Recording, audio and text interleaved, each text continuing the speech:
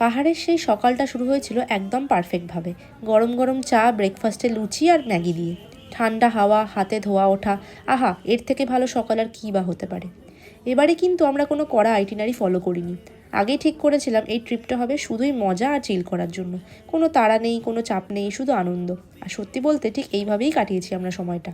ছেলেরা নেমে পড়েছিল নদীতে স্নান করতে, আর তারপর নদীর মাঝখানে ঘন্টার পর ঘন্টা বসে আড্ডা। সেই হাসি, মজা, জলের ছিটে, পুরো ভাইবটাই ছিল আলাদা।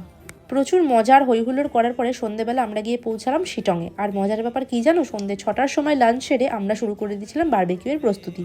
পাহাড়ে ঠান্ডা আবহাওয়ায় বারবিকিউ একদম জমে গিয়েছিল।